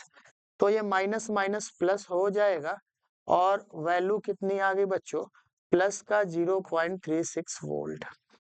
तो यहाँ से अब हम नस्ट इक्वेशन में वैल्यू पुट करेंगे तो ई नॉट सेल है 0.36 और माइनस क्या है बच्चों? 0.0591 0.0591/2 और लॉग Q की वैल्यू क्या आ जाएगी? Q की वैल्यू देखो क्या आ जाएगी? Q यहाँ पे है Zn+2 अपॉन Cd+2। अब Zn+2 यहाँ पे देखो एक स्टेप और यहीं पे कर लेते हैं। Zn+2 है, देखो Zn+2 Q की वैल्यू जो है Zn+2 अपॉन Cd+2। Zn+2 का कॉन्सेंट्रेशन कितना है? 0.1 और Cd+2 का 0.01। मतलब क्या हो जाएगा? ऊपर 1/10 है, नीचे 1/100 है। तो Q की वैल्यू क्या आ गई बच्चों? ये आ गई 10। क्या आ गई? 10। तो अब वैल्यू रख देते हैं यहाँ पे। ये हो गया 0.36 माइनस 0.0591/2 लॉग यहाँ पे 10 है। लॉग 10 की वैल्यू क्या होती है? 1 दिया भी है क्वेश्चन में। तो log 10 की वैल्यू क्या हो लिख देंगे यहाँ पे इंटू 1, कोई मतलब नहीं उसको लिखने का 1 का। तो 0.36 माइनस 0.0591 अपॉन 2 कर लेते हैं बच्चों। 0.0591 अपॉन 2 कितना आ जाएगा 0.0295 आ जाएगा। एक बार कर लेते हैं 0.0591 बाई 2 तो कितना आ जाएगा 0.02955 0.02955 और इसको अगर हम माइनस करें 0.36 से तो कितना आ जाएगा 0.02955 0.3304 वोल्ट। ये आपका ई सेल आ गया, ये आ गया ई सेल। तो ये इसका आंसर है। आइए अगले सवाल पे चलते हैं। नेक्स्ट क्वेश्चन क्या कह रहा है? नेक्स्ट क्वेश्चन कह रहा है बच्चों an organic compound A molecular formula C2H6 oxidises with CrO3 to form compound B. Compound B warming with iodine and aqueous solution of NaOH gives alloys PPT of C. Compound A देखो इसमें क्या होगा बच्चों, जो तुम्हारा A है ये होगा इथेनॉल CH3CH2OH, इस पे CrO3 डालोगे ये बनेगा एल्डिहाइड CH3COH। और देखो ये यूनिट है तो इसमें ये तुम्हारा A है ये B है। अब ये इसमें क्या हो रहा है एलोइस PPT I2 और NaOH के साथ, इसका मतलब इसमें क्या है, इसका मतलब हेलोफॉर्म रिएक्शन, और हेलोफॉर्म के लिए CH3CO यूनिट होना चाहिए, इसीलिए हमने गेस किया कि ये हमारा अल्कोहल ये होगा, मतलब ये कंपाउंड ये अल्कोहल होगा। ये हो गया। अब इस पे I2 देंगे, I2 और NaOH का रिएक्शन कराएंगे तो CH क्या बन जाएगा CHI3 मेन प्रोडक्ट एलोइस PPT और बाई प्रोडक्ट में हमारा HCOONA HCOONA plus NaI plus H2O ये बाई प्रोडक्ट में होगा। तो अब कह रहा है आगे ये तुम्हारा B बन गया और B से ये बन गया C, ठीक है। अब इसमें कह रहा है बच्चों when compound A is heated with H2SO4 at 413 kelvin, तो ये इस पे H2SO4 डाल दो और 413 केल्विन 413 पे ईथर बनता है, 2 मॉलिक्यूल इसका यूज होगा और ये डाईथाइल ईथर बन जाएगा। ये बन गया डाईथाइल ईथर, ये बन गया डाईथाइल ईथर। ये कंपाउंड तुम्हारा है डी। ये कौन सा कंपाउंड है, ये कंपाउंड है डी। ये कंपाउंड तुम्हारा ए था, ये बी है, ये सी है, ये डी है। अब लास्ट पार्ट ई क्या कर रहे हैं which on reaction with excess of HI gives compound E, identify compound. तो इसमें जो है हमारा इस पे HI ये ईथर है ना, और HI अगर एक्सेस में है तो दोनों साइड का इसका और इसका दोनों का आयोडाइड बन जाएगा, मतलब 2 मॉलिक्यूल क्या बन जाएगा CH3CH2I, ये तुम्हारा कंपाउंड हो गया ये। तो ABCD ये कंपाउंड है। आइए अब अगले सवाल पे चलते हैं। नेक्स्ट सवाल क्या कह रहा है बच्चों, नेक्स्ट सवाल कह रहा है write the chemical equation for the following reaction. पहला है फिनॉल टू पिक्रिक एसिड, तो फिनॉल टू मतलब फिनॉल टू पिक्रिक एसिड बनेगा, इसमें कॉन्सेंट्रेटेड HNO3 डाल देंगे तो क्या बन जाएगा बच्चों पिक्रिक एसिड। क्या बन जाएगा ये यहाँ पे NO2 NO2 और NO2 बन गया पिक्रिक एसिड, ये पहला है। सेकेंड है propene is treated with B2H6 by H2O2 and OH minus, तो इसमें क्या होगा बच्चों ये प्रोपीन है और B2 डाइबोरेन है और in presence of H2O2 B2H6 H2O2 OH minus, anti Markovnikov होगा किसका वाटर का, तो क्या बनेगा प्रोपेनॉल। क्या बनेगा प्रोपेनॉल, ये सेकंड हो गया। थर्ड है sodium tertiary butoxide with CH3Cl, तो sodium tertiary butoxide with CH3Cl कौन सा रिएक्शन विलियमसन सिंथेसिस। देखो सोडियम टर्शरी ब्यूटॉक्साइड ये है बच्चों, ये है हमारा sodium tertiary butoxide, sodium tertiary butoxide, sodium tertiary butoxide और इसका रिएक्शन CH3Cl से, तो क्या होगा बच्चों, यहाँ से Cl और यहाँ से Na अलग हो जाएगा और ये बन जाएगा CH3 और ये O के साथ लग जाएगा CH3, ये रिएक्शन होगा। तो ये है। आइए अगले सवाल पे चलते हैं। नेक्स्ट है गिव अ सिंपल केम। देखो इसमें आपको ब्यूटेन 1 ऑल और ब्यूटेन 2 ऑल में डिस्टिंग्विश करना है। तो ब्यूटेन 1 ऑल पहले बना लेते हैं। ये है butane 1 all, butane 1 all, butane 1 all और ब्यूटेन 2 ऑल देख लेते हैं बच्चों। ये हमारा है, ये है ब्यूटेन 2 ऑल, ब्यूटेन 2 ऑल। अब इसमें डिस्टिंग्विश करना है तो हेलो फॉर्म लगा दो। ये वाला यूनिट है तो इसमें पॉजिटिव हेलो फॉर्म होगा, मतलब I2 और NaOH डालेंगे तो ये पहले कार्बन का एलोइस PPT बन जाएगा CHI3 और प्लस 3 कार्बन का क्या बन जाएगा CH3 CH2 COONA plus NaI और H2O और ये एलोइस PPT बनेगा। इसमें हेलो फॉर्म रिएक्शन हो रहा है और इसमें क्योंकि CH3 CHOH यूनिट नहीं है तो इसमें अगर तुम I2 और NaOH डालोगे तो क्या होगा बच्चों, इसमें कोई रिएक्शन नहीं होगा। तो हेलो फॉर्म रिएक्शन इसमें नहीं होगा और इसमें एलोइस PPT बन रहा है। ये तुम्हारा बी पार्ट का आंसर है, बी वाले पार्ट का। सी है arrange the following in increasing order of acidic strength phenol ethanol and water. तो फिनॉल हमारा क्या होता है बच्चों, फिनॉल होता है, ये फिनॉल है, इथेनॉल C2H5OH और वाटर H2O। अब इनका एसिडिक स्ट्रेंथ हमें बताना है। तो एसिडिक स्ट्रेंथ में क्या होता है बच्चों, H+ देने के बाद जो स्टेबल एनायन बनाएगा, जैसे यहाँ से अगर तुम H+ निकालो तो ये फिनॉक्साइड आयन बन रहा है। यहाँ से H+ निकालो बच्चों तो ये क्या आएगा CH3 CH2 और O-, यही आएगा। और अगर यहाँ से H+ निकालो तो क्या आएगा बच्चों, ये आएगा OH-। After giving H+ these 3 radicals are form. अब इसमें क्या होगा, ये माइनस चार्ज रिंग के अंदर जाएगा ड्यू टू रेजोनेंस। यहाँ पे इस ग्रुप का कौन सा इफेक्ट लगेगा, +I, मतलब ये इलेक्ट्रॉन को बढ़ाएगा। यहाँ पे कोई इफेक्ट नहीं लग रहा है। अब ध्यान से समझना, ये जो चार्ज है ना, चार्ज इनवर्सली प्रोपोर्शनल होता है स्टेबिलिटी के, चार्ज इनवर्सली प्रोपोर्शनल होगा स्टेबिलिटी के। तो ध्यान से समझना, जो H+ देने के बाद सबसे स्टेबल एनायन बना है वो ज्यादा एसिडिक, और चार्ज स्टेबिलिटी के इनवर्सली प्रोपोर्शनल, मतलब जहां ज्यादा चार्ज होगा वहां स्टेबिलिटी कम होगी। तो अगर देखो यहाँ पे माइनस चार्ज की डेंसिटी सबसे कम होगी क्योंकि इसका माइनस चार्ज रेजोनेंस कर रहा है।